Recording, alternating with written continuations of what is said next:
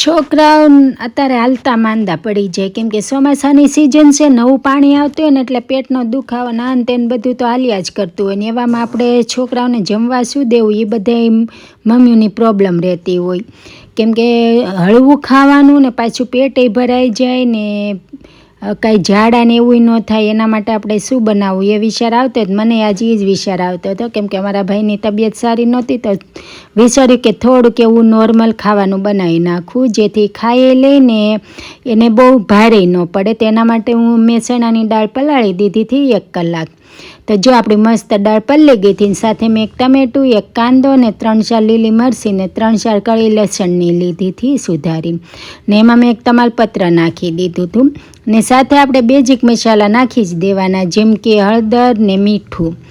આ જોડે જોડે નાખી દઈએ ને તો આનું ફ્લેવર બહુ મસ્ત બે. તો તમને એમ થશે કે હવે હું શું બનાવું છું ને મારે બનાવી હતી દાલ તડકા ને સાથે મેં થોડુંક એવું ઘી નાખી દીધું હતું ને જ્યારે આપણે આવી દાળ કે એવું કંઈક બનાવીને ત્યારે આપણે શું થાય કે ઢાંકણામાં આમ સીટી થાય ને એટલે દાળ ઉભરાય, તો એના માટે આ છે જો ઘીને છે ને આપણે આમ લગાવી દેવાનું ઢાંકણામાં, જેથી તમારું કુકરમાંથી બહુ બહાર ન નીકળે પાણી. તો જો આપણી મસ્ત બફાઈ ગઈ હતી દાળ ને એકદમ સોફ્ટ થઈ ગઈ હતી, એટલે 3-4 થી 5 સીટી તો લાગે જ. તો હવે દાળ બફાઈ ગઈ છે તો આપણે એને હવે ઉકળવા દેવું, કેમ કે અત્યારે થોડીક એવી આછી લાગે છે ને જ્યારે તે ઉકળશે ને એટલે વધુ ઘાટી થશે.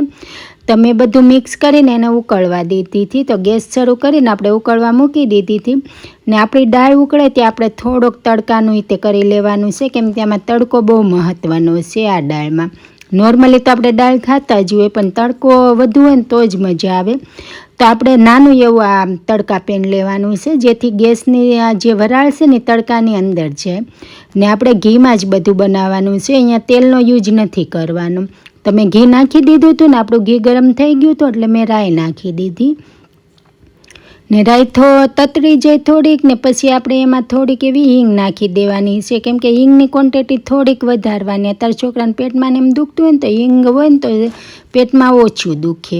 તો જો આપણે મસ્તીની રાઈ તતળી ગઈ હતી તો હવે આપણે એમાં થોડુંક એવું હિંગ નાખી દઈશું ને સાથે મેં લસણની કળી નાખી હતી. લસણ આમાં બહુ જ જરૂરી છે, તો લસણને આપણે ગોલ્ડન બ્રાઉન થવા દેવાનું છે ને સાથે 2 સૂકા મરચાં નાખ્યા હતા ને પછી થોડોક મસાલો આપણે ઓલામાં નાખી દીધા હતા બેઝિક. તો હવે આમાં આપણે થોડોક એવો ગરમ મસાલો નાખી દેવાનો ને તીખાશ જો તમારે વધુ કરવી હોય તો આમાં લાલ મરચું નાખીએ, કોઈ ન કરવું હોય તો બી ચાલે.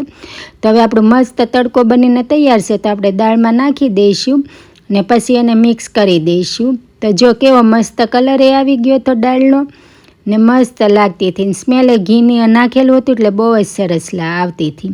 તો હવે આપણી દાળ બનીને તૈયાર થઈ ગઈ હતી. તો આ ઉપરથી આપણે ધાણા જીરું પાવડર ને થોડાક એવા ધાણા નાખ્યા હતા. ધાણા વગર તો મજા જ ન આવે એટલે મેં ધાણા નાખી દીધા હતા. તો આપણે હવે દાળ મસ્ત બની ગઈ છે ને જો આનાથી આછી રાખવી હોય તો તમે પાણી નાખી શકો, નહીંતર આ ક્વોન્ટિટી બરાબર છે. તો હવે આપણે એને સર્વ કરશું. તો મેં આમાં એકદમ નોર્મલ વ્હાઈટ ભાત બનાવ્યા હતા, ઘણીવાર જીરા રાઈસ જે બનાવું પણ આજ મેં નોર્મલ રાખ્યા હતા ને સાથે આ દાળ હતી. તો તમને આ દાળ ફ્રાય તડકો કેવો લાગ્યો મને જરૂરથી કહેજો ને વિડીયો ગમ્યો હોય તો લાઈક શેર કરવાનું ભૂલતા નહીં. તમે વિડીયો તો જોશ પણ શેર કરવાનું